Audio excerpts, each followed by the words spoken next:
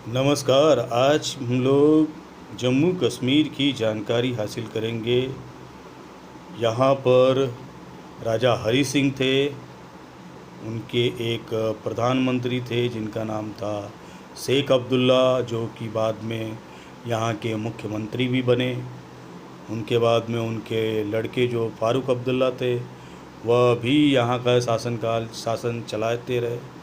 अब हम लोग इसमें देखेंगे कि यह किस तरह से भारत में विलय हुआ था। 1947 में जब हमारे देश को आज़ादी मिली तो भारत के दो टुकड़े हो गए, जिसमें भारत और पाकिस्तान बना। अंग्रेज़ों ने कहा कि जो लोग पाकिस्तान जाना चाहते हैं वो पाकिस्तान चले जाएं, और जो भारत में आना चाहते हैं वो भारत में आ जाएं। जो जिसमें विलय करना चाहता वो अपने राज्य को विलय कर सकता है। और उन्होंने एक और नियम बना दिया कि यदि कोई स्वतंत्र रहना चाहता है तो वो स्वतंत्र भी रह सकता है। तो यहाँ पर एक होशियार चंद थे, राजा हरी सिंह।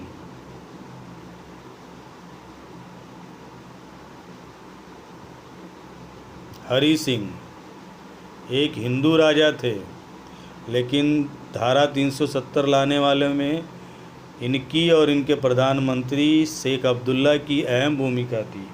शेख अब्दुल्ला एक बड़ा ही शातिर आदमी था।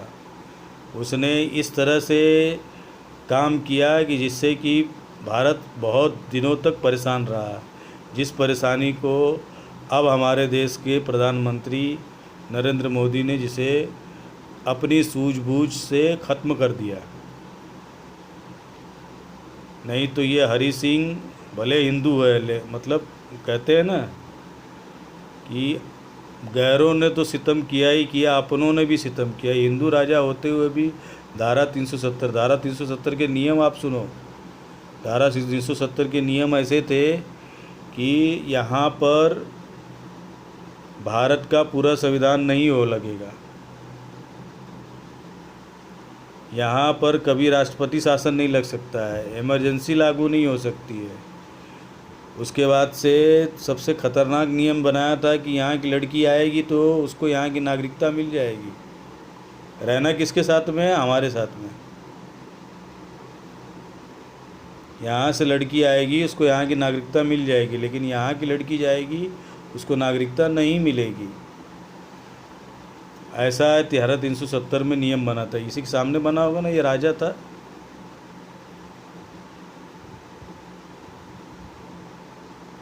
ऐसा ऐसा ये नियम ये लोग बनाए थे। चलो अब सारे नियम हट गए। और एक नियम ये था कि भारत का ही कोई आकर के यहाँ पर परमानेंट नहीं रह सकता है, परमानेंट आकर के बस नहीं सकता है, मतलब यहाँ अपनी प्रॉपर्टी नहीं बना सकता है। ये तो धारा 370 में नियम थे। अब ये क्या हुआ, कैसे हुआ, वो समझते हैं हम लोग। हुआ ऐसा है कि 1947 में जब देश आज़ाद हुआ तो इन लोगों ने स्वतंत्र रहने का फ़ैसला किया। अब इसमें जो पाकिस्तान था उसने क्या किया, अपने कुछ कबीलाई लोगों को, लुंगी पहनने वाले लोगों को यहाँ पर जो नक्सलाइट, जैसे अपने देश में नक्सलाइट नहीं होते हैं, उस तरह के लोगों को यहाँ पर भेज दिया। और वे लोग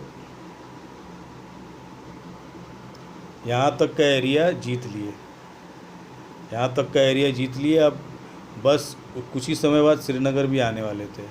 तो अब जब ये इसको समझ में आ गया, ये हमारा जो राजा साहब था हरी सिंह, डोगरा वंश का सबसे आखिरी शासक था। जम्मू कश्मीर में इनके वंशों ने काफ़ी देर तक राज किया था। इसमें अगर देखेंगे, इसका इतिहास देखेंगे तो यहाँ पर सिख लोग भी है, सिख लोगों का भी राज था। ईरान से भी लोग आए थे, और जब सिख लोगों ने राज किया था तो उनसे अंग्रेज़ों ने ख़रीदा, और अंग्रेज़ों से फिर ये राजा हरी सिंह ने इसको ख़रीदा था, इस जगह को।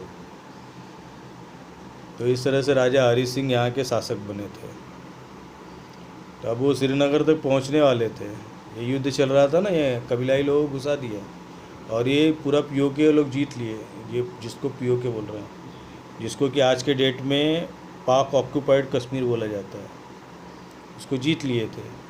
अब ये श्रीनगर ही पहुंचने वाला, तब ये रजवा यहाँ से भाग भाग के आया यहाँ पर दिल्ली, और दिल्ली में जा कर के नेहरू पैर पड़ के लिया कि भैया जी हमको बचाओ, नहीं तो ये हमारे हमारे राज्य हमारे मतलब उनका देश ही था उस समय, हमारे देश को ये लोग नष्ट कर देंगे, हरा देंगे, हम लोग को राज कर लेंगे, हमको नहीं जाना है पाकिस्तान में, हमको नहीं विलय होना है।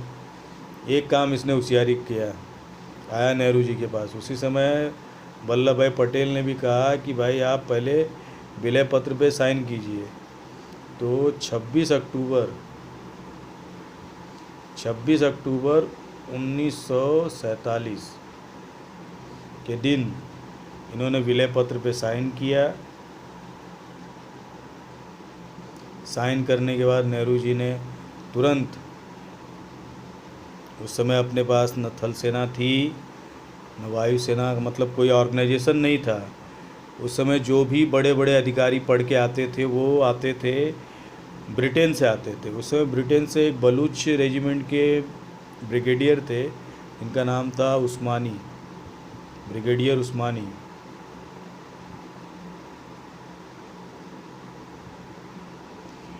इनको वल्लभ भाई पटेल ने जिम्मेदारी दी। इनको भी जो है यहाँ का जिन्ना जो था, क्या नाम है, जिन्ना तो जो था वो इनको अपनी तरफ करना चाहता था, क्योंकि जो बलूच जो है वो बलूचिस्तान जो है वो पाकिस्तान का हिस्सा इस समय है। तो उस समय पाकिस्तान का हिस्सा बन गया था, इनको अपने इसमें करना चाहता था। लेकिन ये बोले मैं भारत छोड़ के कहीं जाऊंगा नहीं, मैं मरते दम तक भारत में ही रहूँगा। तो यहाँ पर ये इन्होंने यहाँ पर अब अपनी सेना के साथ वो आक्रमण कर दिए। यहाँ पे एक बड़ा ही टिपिकल पॉइंट था जिसको कहते हैं, जिसको नौशेरा कहते हैं। नौशेरा को जीतना बड़ा ही कठिन था, लेकिन ये सुबह गए, शाम तक उसको जीत लिए। और सवेरे गए थे, शाम तक फ़ोन करके बता दिया कि यहाँ से कबीलाई लोगों को हमने भगा दिया। लेकिन सेना यहीं आकर खड़ी हुई थी। इसी को बाद में LOC का नाम दिया गया, लाइन ऑफ कंट्रोल। इस लाइन को क्रॉस नहीं करना है। इसी को क्रॉस करके कारगिल में आ गए थे तो पीट के भगाना पड़ा था। तो यहाँ से नौशेरा के शेर किसको कहा जाता है? उस्मानी को। नौशेरा के शेर ने इन कबीलाइयों को मार के यहाँ से भगा दिया। लेकिन भारतीय सेना आने के पहले तक इन्होंने इतना कब्जा कर लिया था। और हमारे देश के जो प्रधानमंत्री नेहरू जी थे, थोड़े सॉफ्ट कॉर्नर वाले प्रधानमंत्री थे। इन्होंने ये मसला जो है लेकर के वो चले गए यूएनओ एक ऐसी जगह है जहाँ पर किसी भी मसले का जो किसी भी मामले की सुनवाई कम होती है, वो मामला वहाँ पर जाकर के अटक जाता है। आज तक पीओके का जो है कोई भी मामला जो है क्लियर नहीं हो पाया है। हो सकता है इस समय अपने देश के बहुत ही सक्षम प्रधानमंत्री हैं, जैसे कहा भी जाता है, किसी ने कहा था, मैं सुना था कि पहले के प्रधानमंत्री जो नेहरू थे या अटल बिहारी थे, लोग चाहते थे कि दुनिया उनको प्यार करे। लेकिन ये प्रधानमंत्री ऐसे हैं कि पहले ये चाहते हैं कि जो लोग हमको आँख दिखाते पहले वो हमसे डरे। तो ये प्रधानमंत्री कुछ भी कर सकते हैं। हो सकता है कि संभावना है कि हो सके पीओके वगैरह भी आ जाएंगे अपने देश में। तो इस तरह से जो है इतना हिस्सा जो है ये हमारे राजा हरी सिंह के दिमाग की वजह से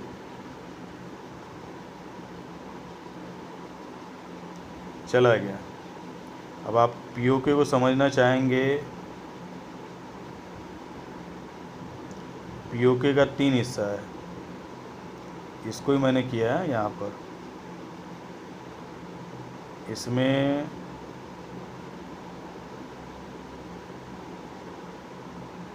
ये बाल्टिस्तान है, ये वाला क्षेत्र बाल्टिस्तान कहा जाता है। और ये वाला आज़ाद कश्मीर और ये गिलगित क्षेत्र है। और इन तीनों का संयुक्त एरिया जो है उसको कहा जाता है मुजफ्फराबाद। मुजफ्फराबाद किस चीज़ के लिए फेमस है? जैसे हम लोग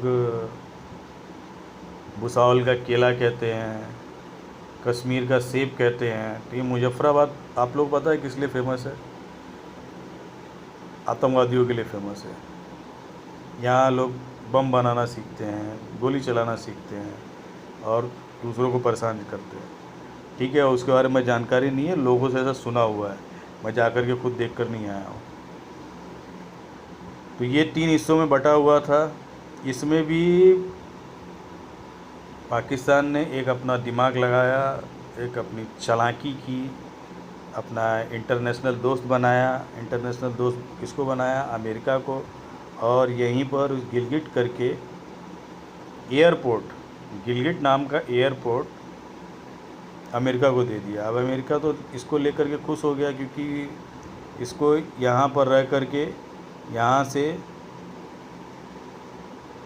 से चाइना भी देख सकता था और यहाँ से रशिया के भी देख सकता था।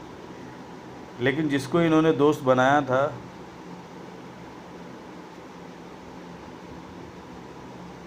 वो 2011 में एबटाबाद में घुस करके ओसामा बिन लादेन को, पाकिस्तान के एबटाबाद में घुस करके ओसामा बिन लादेन को मार गिराए थे। ये यहीं से उड़ान भरी थी इन लोगों ने, इसी गिलगिट एयरपोर्ट से उड़ान भरी थी। तो जब इंटरनेशनल दोस्त के इंटरनेशनली ये लोग देख लिए, तब इन्होंने क्या किया,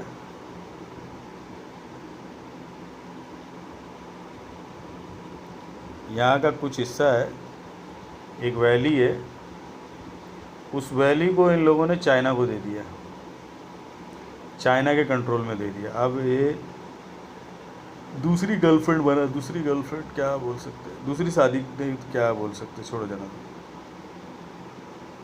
तो इन्होंने चाइना को भी अपना एक दोस्त बना लिया।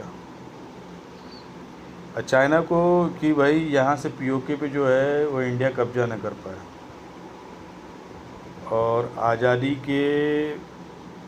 के बाद यहाँ पर ये स्वतंत्र देश था।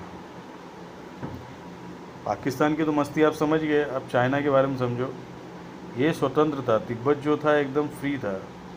यहाँ पर बड़े शांति प्रिय लोग रहते थे, अपने पूजा पाठ, अपने योगाभ्यास, इन्हीं सब चीज़ों में वो लोग लिप्त रहते थे। उनको लड़ाई झगमार से इतनी चीज़ें इतनी प्यारी नहीं थी। लेकिन चाइना ने इस पर अभी आक्रमण करके इसको जीत लिया।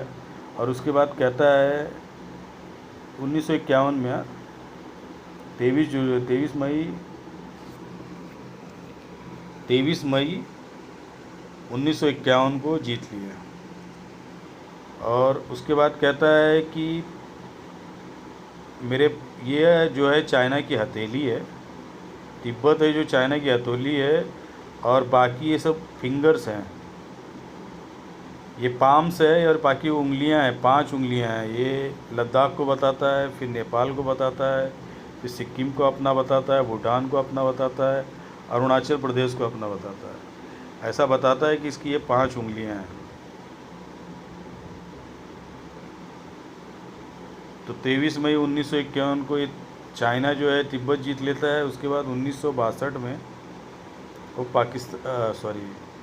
भारत पे आक्रमण कर देता है। और ये वाला हिस्सा जो है, जिसको अक्साई चीन कहते हैं,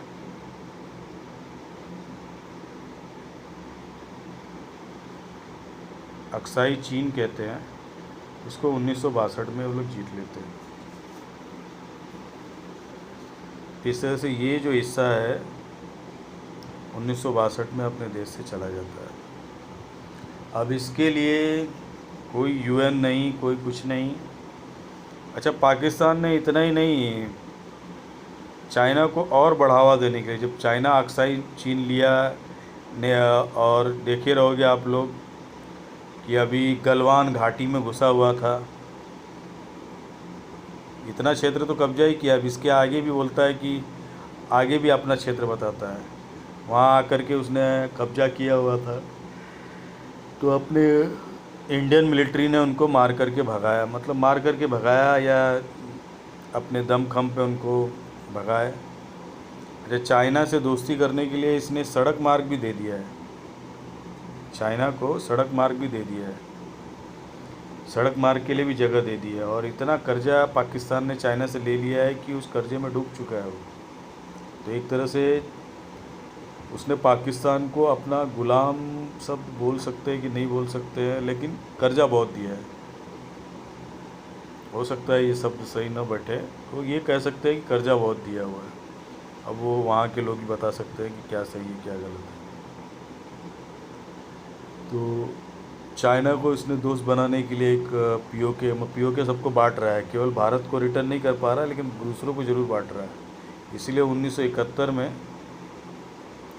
एक और हमारे देश की प्रधानमंत्री थी जो बड़ी डेंजर वो भी थी, उन्होंने पाकिस्तान को तो 2 भाग में बांट ही दिया। और उसकी विजय गाथा सभी लोग जानते ही हैं, इसको बताने की क्या ज़रूरत है। इस वीडियो को ज़्यादा लंबा ना खींचते हुए ये जानकारी जितनी है, मतलब वो आपको पता चल गया होगा कि इनकी सोच क्या थी, हरी सिंह की सोच क्या थी और उस सोच का क्या परिणाम हुआ। और जो धारा 370 में उन्होंने शेख अब्दुल्ला को मदद कर दिया, अरे राजा थे ना तुम, अपने मंत्री को ऐसा कैसे मसौदा बनाने के लिए दे दिया, ऐसा कैसा नियम बनाने के लिए दे दिया कि यहाँ पर पाकिस्तानियों को नागरिकता मिल जाएगी। मिलना मुझे भारत के साथ में, हम बता रहे हैं कि धारा 370 में बता रहे हैं कि जो जम्मू कश्मीर का जो सीमाएं हैं वो भारत की सीमाएं हैं। और दूसरा हम नियम बना रहे हैं कि पाकिस्तान की लड़की आएगी उसको नागरिकता दे देंगे, भारत की नागरिकता दे देंगे। पागल आदमी था क्या हरी सिंह? इसको इतनी समझ नहीं थी क्या? तो केवल एक ही आदमी से गलती नहीं होती, गलती करने वाले बहुत सारे लोग होते हैं। उस समय इस देश में बहुत सारे रियासतों को संभालना था, लेकिन ये रियासत जो था कि खुद का दिमाग न लगा करके अपने प्रधानमंत्री तो यार हरी सिंह के मरने के बाद तो पूरा सब कुछ उसी ने कब्जा कर लिया। उसी के घर के लोग मुख्यमंत्री हमेशा बनते हैं। उसको पता था कि सारी जनता मुस्लिम है वहाँ की, तो क्या कर लेगा हरी सिंह। तो इस तरह से सभी की गलतियाँ थी, केवल एक पक्ष की गलती नहीं थी। राजा होते हुए भी इन्होंने अपना नियमों को ध्यान से पढ़ा नहीं, समझा नहीं, या समझ के गलत किए, जो भी रहा हो, क्योंकि राजा तो हिंदू थे ये। चलिए, अगर ये वीडियो जानकारी पसंद आए तो ज़रूर इसको सब्सक्राइब कीजिएगा, लाइक कीजिएगा और कमेंट भी कीजिएगा। धन्यवाद। जय हिंद।